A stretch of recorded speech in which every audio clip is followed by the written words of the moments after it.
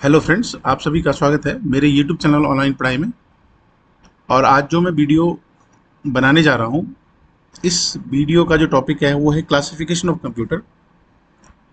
इस वीडियो में हम कंप्यूटर की कैटेगरीज को पढ़ेंगे। अलग अलग टाइप के कंप्यूटर्स होते हैं, उनकी कैटेगरीज को पढ़ेंगे। कितने टाइप से हमारे कंप्यूटर होते हैं, ठीक है, कितने कौन कौन से होते हैं, उनकी क्या वर्किंग प्रणाली होती है, ठीक है। तो ये सारी चीज़ें हम पढ़ेंगे। फर्स्ट हम पढ़ते हैं कि कितनी कैटेगरीज में हम इसको क्लासिफाइड करते हैं, ठीक है। तो पहला है हमारा बाय टाइप, यानी कि on the basis of type, on the basis of mechanism, ठीक है। क्या कहा मैंने? On the basis of type या on the basis of mechanism. Mechanism के आधार पे, ये टाइप के आधार पे। तो ये तीन तरह के हमारे कंप्यूटर हैं। एक है हमारा एनालॉग, एक है हमारा डिजिटल कंप्यूटर, और एक है हमारा हाइब्रिड कंप्यूटर। सेकंड कैटेगरी में अगर हम जाएंगे तो on the basis of size, size के बेस पे अगर हम कंप्यूटर को कैटेगराइज करते हैं, तो वो है हमारा micro, mini, main frame and super computer, ठीक है। फिर अगर हम बात करते हैं on the basis of purpose, तो पर्पस में हमारे दो तरीके के कंप्यूटर होते हैं। जनरल पर्पस के टाइप के कंप्यूटर और स्पेशल पर्पस के, ठीक है। अगर हम हिंदी में बात करेंगे तो हिंदी में भी हम इसको मैंने कैटेगराइज किया, आपकी स्क्रीन पे दिख रहा होगा, ठीक है। तीन तरीके के मैंने कैटेगराइजेशन बना रखे हैं। On the basic of, based on mechanism हो गया, बेस्ड ऑन टाइप हो गया, बेस्ड ऑन साइज हो गया। अब हम स्टार्ट करते हैं बेस्ड ऑन मैकेनिज्म, ठीक है। बेस्ड ऑन मैकेनिज्म में सबसे पहला जो हमारा कंप्यूटर है वो है हमारा एनालॉग कंप्यूटर। अच्छा, एनालॉग कंप्यूटर का काम क्या है? एनालॉग कंप्यूटर बेसिकली एक ऐसा कंप्यूटर होता है कि जो भौतिक मात्राएं कौन सी होती हैं, जैसे दाब हो गया, प्रेशर हो गया, दाब को ही हम इंग्लिश में प्रेशर बोलते हैं, तापमान हो गया यानी टेम्परेचर, लंबाई, हाइट आदि चीज़ों को माप करके, यानी उनको मेजर करके, और जो उनका परिणाम है, उनका जो रिजल्ट है, हमें नंबर्स में वो कन्वर्ट करता है।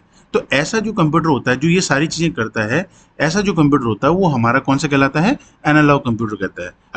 अगर हम एग्जांपल देखेंगे इसका, तो जैसे थर्मामीटर है, हमारे पास एनालॉग घड़ी है, ये हमारे कौन से वाले कंप्यूटर होते हैं? एनालॉग कंप्यूटर होते हैं, ठीक है। वोल्ट मीटर हो गया, आपने पेट्रोल पंप पे देखा होगा। पेट्रोल पंप पे आपने जब भी देखा हो, तो जो पेट्रोल जो है हमारा लिक्विड फॉर्म में, एक फिजिकल क्वांटिटी में, ठीक है। अब फिजिकल क्वांटिटी में अगर कोई चीज़ है और उस फिजिकल क्वांटिटी को आपने मेज़र किया, और उस मेज़र की हुई चीज़ को आपने रिजल्ट में हमें नंबर में, यानी इतने लीटर, 2 लीटर, 5 लीटर, 10 लीटर में हमें दिखा दिया, तो इसका मतलब है कि आपका जो ये इसके बैकग्राउंड में जो काम कर रहा है, इसके पीछे जो काम कर रहा है, वो हमारा कौन सा कंप्यूटर कहलाएगा? एनालॉग कंप्यूटर कहलाएगा। क्लियर हो गया सबको? ठीक है। अब हम नेक्स्ट देखेंगे digital computer. Digital computer basically वो कंप्यूटर होते हैं जो अंकों की गणना करते हैं, यानी कि जो नंबर्स को कैलकुलेट करते हैं, ठीक है। और जो डेटा है हमारा, ये जो प्रोग्राम है, ठीक है, उन जो भी डेटा है हमारा, जो भी प्रोग्राम है, उन्हें जीरो या वन में, जीरो और वन आपको पता ही है कि आपका जो पूरा कंप्यूटर की प्रणाली है, डिस्क्रीट में जो हमारी पूरी कंप्यूटर प्रणाली है, वो किस फॉर्म में काम करती है? बाइनरी फॉर्म में काम करती है, जीरो और वन में काम करती है। तो ये कह रहा है कि जो जो भी हमारे कंप्यूटर में जो भी डेटा है या जो प्रोग्राम है, ठीक है, उसे जीरो वन में कन्वर्ट करके और उसे इलेक्ट्रॉनिक फॉर्म में ले आता है। ऐसे जो कंप्यूटर हमारे होते हैं, वो हमारे सारे कौन से कंप्यूटर होते हैं? डिजिटल कंप्यूटर होते हैं। जैसे हम एग्जांपल के लिए कैलकुलेटर की बात करेंगे, तो कैलकुलेटर हमारा है, या जो भी हम पर्सनल कंप्यूटर यूज़ कर रहे हैं, वो सारे हमारे कौन से हैं? डिजिटल कंप्यूटर हैं, ठीक है।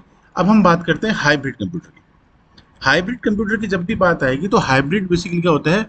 मिक्सचर होता है। मिक्सचर मतलब कॉम्बिनेशन होता है, ठीक है। कॉम्बिनेशन किसका होगा?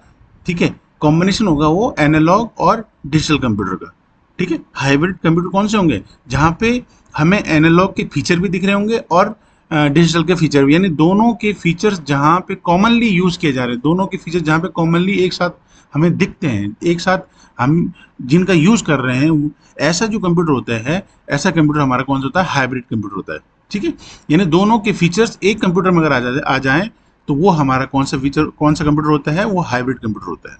जैसे आपके पास एग्जांपल है, बीपी मशीन आपके पास है, ईसीजी मशीन है, एमआरआई मशीन, ये सारे के सारे हमारे कौन से हैं? हाइब्रिड मशीन है, ठीक है। अब थोड़ा सा ये लिखा है मैंने वैसे, ठीक है, ये तो चलो अभी पढ़ा चुका हूँ मैं। अब हम बात करते हैं based on purpose. Based on purpose का मतलब होता है कि पर्पस के आधार पे। तो पर्पस के आधार पे, ठीक, उद्देश्य हमारा, हम किसी चीज़ को अगर बना रहे हैं, तो उसको बनाने का हमारा कोई उद्देश्य होना चाहिए, ठीक है। तो ऐसे ऐसे मतलब जो कैटेगरी है, ऐसे में हमारे पास दो तरह के उद्देश्य होते हैं। एक तो जनरल आपका होगा, एक जनरल होगा, जनरल मतलब जनरल पर्पस होगा, और एक आपका स्पेशल पर्पस होगा। ठीक है। तो जब हम बात करते हैं स्पेशल पर्पस की, यानी स्पेशल पर्पस कंप्यूटर होते हैं, ये बेसिकली वो कंप्यूटर होते हैं कि जो कि स्पेशल जो मतलब एक स्पेशल टास्क के लिए बनाए जाते हैं। ठीक है। ये स्पेशल टास्क के लिए बनाए जाते हैं और ये स्पेशल टास्क ही परफॉर्म करते हैं। ऐसे जो कंप्यूटर होते हैं हमारे, वो क्या होते हैं, स्पेशल टाइप के कंप्यूटर होते हैं। ठीक है। स्पेशल टास्क मतलब विशेष कार्य के लिए बनाए जाते हैं। ठीक है। जैसे मैं अगर बात करूं एस्ट्रोनॉमी की, यानी अंतरिक्ष विज्ञान की बात करूंगा, मौसम विज्ञान की बात करूंगा, यातायात नियंत्रण की बात करूंगा, ऐसे चीज़ों के लिए स्पेशली अगर हम किसी किसी कंप्यूटर को डेवलप कर रहे हैं किसी काम के लिए, किसी टास्क के लिए, किसी विशेष उद्देश्य के लिए, तो ऐसे जो कंप्यूटर होते हैं हमारे, वो कंप्यूटर हमारे क्या कहलाते हैं, स्पेशल पर्पस कंप्यूटर कहलाते हैं। ठीक है। अब हम बात करेंगे general purpose computer. General purpose computer basically एक ऐसे कंप्यूटर होते हैं जिन पे हम अनेक प्रकार के काम कर सकते हैं, यानी डिफरेंट टाइप ऑफ वर्क हम कर सकते हैं, और उनके अंदर वो कैपेसिटी है कि वो अलग अलग टाइप के काम क्या कर सकता है, परफॉर्म कर सकता है।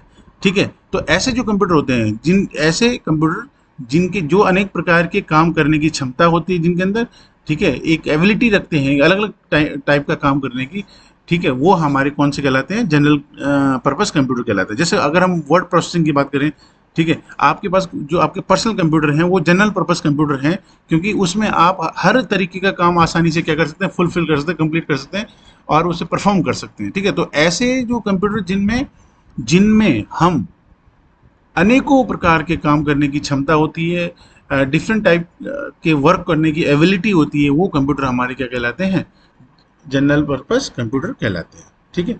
अब हम बात करेंगे on the basis of size. ठीक है। तो सबसे पहले हमारे पास जो साइज के बेस पर अगर हमारा पहला कंप्यूटर आता है, उस कंप्यूटर का नाम है माइक्रो कंप्यूटर। तो माइक्रो कंप्यूटर बेसिकली आकार में बहुत छोटे होते हैं। ठीक है। इसे आसानी से कहीं भी रखा जा सकता है। ठीक है। इसे हम बेसिकली पर्सनल यूज में लाते हैं।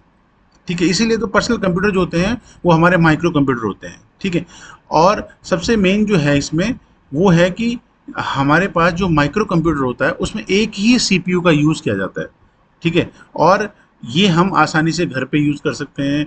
और जनरल पर्पस जो कंप्यूटर होते हैं देखा जाए तो वो हमारे कौन से होते हैं, माइक्रो कंप्यूटर होते हैं। ठीक है। जनरली मतलब जो हम घर पे भी यूज़ कर रहे हैं। ठीक। दूसरा है हमारा मिनी कंप्यूटर।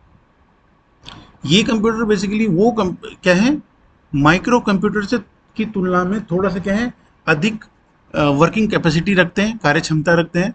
और अधिक कार्य क्षमता होने के कारण, वर्किंग कैपेसिटी अच्छी होने के कारण माइक्रो कंप्यूटर से, तो इसकी जो कीमत है, इसकी जो वो है लागत है, ठीक है, कॉस्ट है, वो क्या है, थोड़ा सा माइक्रो कंप्यूटर से क्या है, अपग्रेडेड है। ठीक है। इसमें एक से अधिक, यानी कि जो जब भी हम मिनी कंप्यूटर की बात करेंगे तो इसमें एक से अधिक जो यूज़र है हमारे पास, ठीक है, वो एक साथ क्या कर सकते हैं, काम कर सकते हैं। ठीक है। और इसमें इसलिए ये थोड़ा सा माइक्रो कंप्यूटर से अपग्रेडेड इसलिए भी है, इसकी कार्य क्षमता इसलिए भी ज़्यादा है क्योंकि इसमें एक से अधिक सीपीयू को लगाया जा सकता है। ठीक है। तो मिनी कंप्यूटर्स क्या हुए, मिनी कंप्यूटर्स बेसिकली अगर हम देखा जाए तो मिनी कंप्यूटर्स जो है माइक्रो कंप्यूटर से अपग्रेडेड एक और कंप्यूटर हमने डेवलप किया जिसे हमने मिनी कंप्यूटर कहा। इसमें माइक्रो कंप्यूटर से ज़्यादा काम करने की क्षमता है, माइक्रो कंप्यूटर से ये ज़्यादा महंगा है। ठीक है। और एक से ज़्यादा यूज़र, यानी एक से ज़्यादा मतलब एक या एक से अधिक लोग जो हैं एक बार में, यूज़र जो हैं वो इस पर्टिकुलर कंप्यूटर को यूज़ कर सकते हैं। और इसमें जो है क्या है, एक से अधिक सीपीयू को लगाया जा सकता है। तो ये हमारा कौन सा कहलाता है, मिनी कंप्यूटर कहलाता है। ठीक है। अगर हम बात करते हैं फिर मेन फ्रेम कंप्यूटर की, तो मेन फ्रेम कंप्यूटर अब मिनी कंप्यूटर से भी अपग्रेडेड एक कंप्यूटर हमने डेवलप किया, उसका नाम हमने क्या रखा, मेन फ्रेम कंप्यूटर रखा। ये कंप्यूटर साइज में बहुत बड़े तथा स्टोरेज कैपेसिटी इनकी बहुत ज़्यादा होती है, मिनी से भी ज़्यादा। ठीक है। और इनकी जो डेटा प्रोसेसिंग, यानी इनके जो स्पीड है, जो डेटा प्रोसेस करने की जो स्पीड है, कार्य करने की जो क्षमता है, वर्किंग कैपेसिटी है, वो बहुत ज़्यादा होती है, बहुत ज़्यादा होती है किससे, मिनी कंप्यूटर से। ठीक है। और इसमें सैकड़ों, यानी कि सैकड़ों से, यानी 100 से भी ऊपर जो है यूज़र एक साथ एक बार में क्या कर सकते हैं, काम कर सकते हैं। ठीक है। नहीं, तो ये बेसिकली वो कंप्यूटर्स होते हैं जो बहुत स्पेशल और बहुत हाई परफॉर्मेंस के लिए यूज डेवलप किए जाते हैं। हाई परफॉर्मेंस मतलब बड़ी बड़ी कंपनीज, जो हमारे गवर्नमेंट के जो हमारे जो ये है गवर्नमेंट जो डिपार्टमेंट हैं वहाँ के लिए जो ये कंप्यूटर यूज़ किए जाते हैं, मतलब वहाँ के लिए जो कंप्यूटर डेवलप किए जाते हैं, ऐसे कंप्यूटर को हम क्या बोलते हैं, मेन फ्रेम कंप्यूटर बोलते हैं। अब हम बात करते हैं सुपर कंप्यूटर की। सुपर कंप्यूटर जितने भी आपके कंप्यूटर्स हैं, उन सारे कंप्यूटर्स में अगर हम देखें तो सुपर कंप्यूटर जो है वो सबसे साइज में सबसे बड़ा होता है, ठीक है, लार्जेस्ट साइज का होता है, ठीक है। इसकी कार्य करने की जो क्षमता है जितने भी कंप्यूटर्स मैंने अभी तक बताए उन सबसे अधिक होती है, ठीक है। इसकी जो स्टोरेज कैपेसिटी है वो जितने भी मैंने कंप्यूटर अब तक बताए उन सबसे ज़्यादा होती है, ठीक है।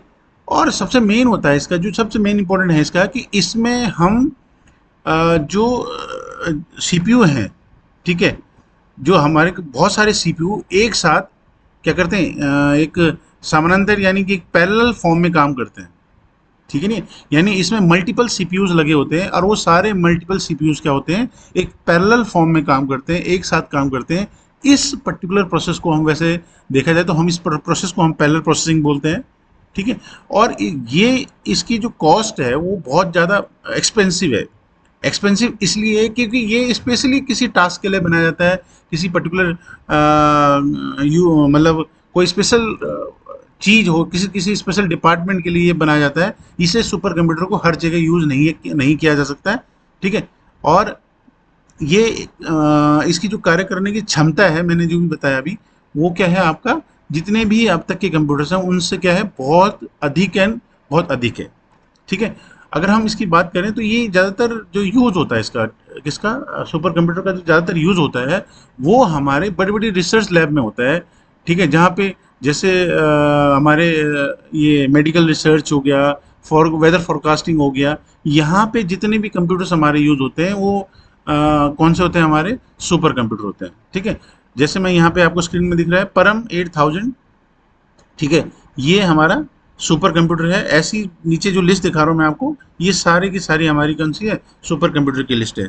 तो अगर आपको वीडियो अच्छा लगा हो, ठीक है, तो आप इसे लाइक, सब्सक्राइब और शेयर जरूर करें। Thank you.